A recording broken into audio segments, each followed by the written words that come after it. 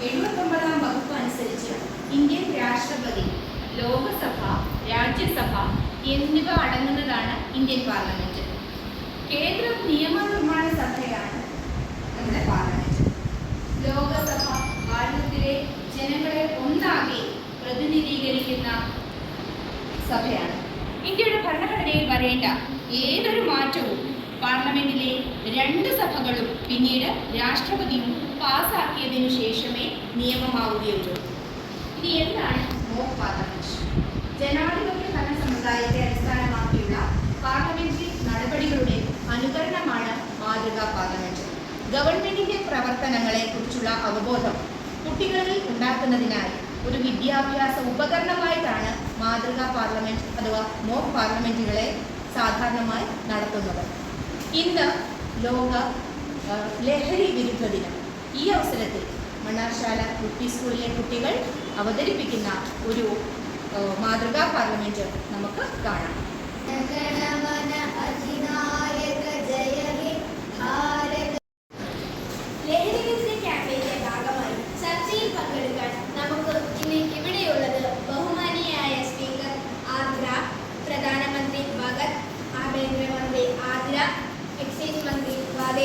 പ്രതിപക്ഷ നേതാവ് നന്ദിക, പ്രതിപക്ഷാംഗങ്ങൾ, ഭരണപക്ഷാംഗങ്ങൾ എന്നിവരാണ്. ലഹരി പദാർത്ഥങ്ങളുടെ ഉപയോഗം അത് തടയുന്നതിനുള്ള നടപടികളെ കുറിച്ചുള്ള ചർച്ച തുടങ്ങുന്നു.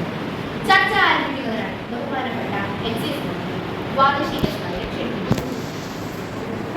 അങ്ങയുടെ അനുവാദത്തോട് ഗുഡ് മോർണിംഗ് ടു വണ്ണായിരം. നമ്മളിവിടെ കൂടിയിരിക്കുന്നത് ലഹരി വിരുദ്ധ ക്യാമ്പയിന്റെ ഭാഗമാണ്. ചർച്ചകൾക്ക് വേണ്ടി NDPS ആക്ട് ഓഫ് 1985 പ്രകാരം ലഹരി പദാർത്ഥം കൈവശം വെക്കുകയോ വിൽക്കുകയോ വാങ്ങുകയോ ഉപയോഗിക്കുകയോ ചെയ്താൽ 1 വർഷം കഠിന തടവോ അല്ലെങ്കിൽ 10,000 രൂപ പിഴയോ അല്ലെങ്കിൽ 2 ശിക്ഷയും കൂടി അനുഭവിക്കേണ്ടതായി വരും. ഈ ആക്ട് നിലവിൽ വന്നതിനു ശേഷം കുറ്റകൃത്യങ്ങളുടെ തോത് ഗണ്യമായി കുറഞ്ഞിട്ടുണ്ട്. അത് നമ്മുടെ നാട്ടിലെ ലഹരി വിരുദ്ധ പ്രവർത്തനത്തിന്റെ മികവാണെന്ന് ഞാൻ അവകാശപ്പെടുന്നു. ചോദ്യം ഉന്നയിക്കുന്നതിനായി പ്രതിപക്ഷ നേതാവ് നന്ദിക ക്ഷണിക്കുന്നു. മാഡം, ഇങ്ങനെയുള്ള ഒരു നിയമം ഉണ്ടെങ്കിൽ പോലും കുട്ടികളുടെ ഇടയിൽ വരെ സുലഭമായ ലഹരി പദാർത്ഥങ്ങളുടെ ഉപയോഗം കണ്ടുവരുന്നു.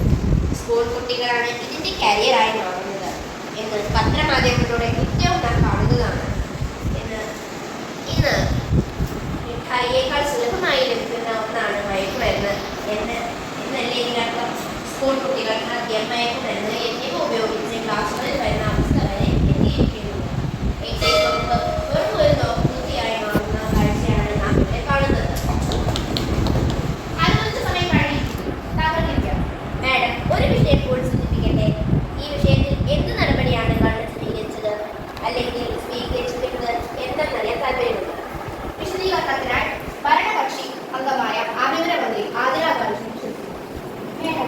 കഴിഞ്ഞ 2 വർഷത്തെ കേസുകൾ പരിശോധിക്കുമ്പോൾ മുൻപുള്ളതിനേക്കാൾ ഗണ്യമായ രീതിയിൽ കേസുകളുടെ കുറവുണ്ടായിട്ടുണ്ട്.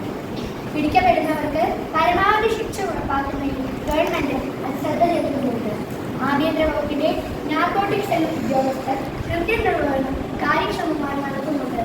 അടുത്തതായി MP പ്രദീപ് ദേവ് ക്ഷണിക്കുന്നു. വർദ്ധിച്ചു വരുന്ന മദ്യത്തിന്റെയും മയക്കുമരുന്നിന്റെയും ആസക്തി കേരളീയ സമൂഹത്തിന് ഇന്ന് ഭീഷണിയായി മാറിയിരിക്കുന്നു. മുതിർന്നവരെക്കാൾ കുട്ടികളിലാണ് ഈ പ്രവണത കൂടി വരുന്നത്. ഇത് വേദനാജനകമായ കാര്യമാണ്. അവരുടെ ശാരീരികവും മാനസികവുമായ ആരോഗ്യം രാജ്യത്തിന്റെ പുരോഗതിക്ക് അനിവാര്യമാണ്. വിദ്യാഭ്യാസ സ്ഥാപനങ്ങളുമായി ബന്ധപ്പെട്ട ലഹരി പദാർത്ഥങ്ങളുടെ ഉപയോഗം നിരോധിക്കുന്നതിന് പഴുതടച്ചുകൊണ്ടുള്ള നിയമനിർമ്മാണം അനിവാര്യമാണ്. ഇനി ഈ വിഷയത്തിൽ വിശദീകരണം നൽകുന്നതിനായി ബഹുമാനനായ പ്രധാനമന്ത്രി ക്ഷണിക്കുന്നു. പല പ്രതിസന്ധികളും അറിയാൻ സർക്കാർ മദ്യനിരോധനം കൊണ്ടുവന്നപ്പോൾ മുന്നിൽ കണ്ടത് പ്രധാനമായും കുട്ടികളുടെ സുരക്ഷിതത്വവും സന്തോഷവുമായിരുന്നു. മദ്യത്തിന്റെയും മയക്കുമരുന്നിന്റെയും ഉപഭോഗം സമൂഹത്തിന്റെ ചൈതന്യത്തെയും സമ്പത്തിനെയും കവർന്നെടുക്കുകയാണ് ചെയ്യുന്നത്.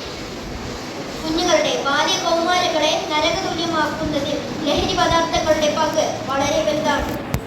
സമൂഹത്തിൽ രൂപപ്പെടുന്ന പല അസ്വസ്ഥതകൾക്കും ഉറവിടം പലപ്പോഴും ഇതുതന്നെയാണ് എന്നത് വസ്തുത. ഈ തിരിച്ചറിവിൽ നമ്മുടെ നാട് ഇപ്പോൾ ലഹരിക്കെതിരായ പോരാട്ടത്തിന് ആക്കം കൂട്ടിയിരിക്കുകയാണ്. സമൂഹത്തിൽ അടിസ്ഥാനപരവും സ്ഥായിയുമായ മാറ്റം കൊണ്ടുവരുന്നതിൽ കുട്ടികളുടെ പങ്ക് വളരെ വലുതാണ്. കുട്ടികളിൽ ലഹരി പദാർത്ഥങ്ങളുടെ ഉപയോഗത്തിനെതിരെ അവബോധം വളർത്താൻ നമുക്ക് കഴിയണം. പൗരബോധമുള്ള ഉത്തമ പൗരന്മാരായി വളരാൻ അവർക്ക് കഴിയണം. കുട്ടികളെ ലഹരിയുടെ പിടിയിൽ നിന്നും അകറ്റി നിർത്തുന്നതിനായി നിലവിലെ നിയമത്തിൽ ഭേദഗതികൾ വരുത്തേണ്ടത്. അതിനായി 5 അംഗ കമ്മീഷനെ നിയോഗിക്കുന്നതിനായി മന്ത്രിസഭ തീരുമാനമെടുത്തിട്ടുണ്ട്. അതിൽ റിട്ടയർഡ് സുപ്രീം കോടതി ജഡ്ജിയായ ജസ്റ്റിസ് മണികുമാർ അധ്യക്ഷനായിരിക്കും. കമ്മീഷൻ അംഗങ്ങളെ മന്ത്രിസഭ കൂടി തീരുമാനിക്കും. ഇതിനെ അനുകൂലിക്കുന്നവർ കൈയടിച്ച് പാസാക്കുക, അനുകൂലിക്കാത്തവർ നോ പറയുക. ഭൂരിപക്ഷം പിന്തുണയോടുകൂടി പ്രമേയം പാസാക്കിയതായി അറിയിക്കുന്നു. സഭാ നടപടികൾ അവസാനിച്ചിരിക്കുന്നു. ജനഗണ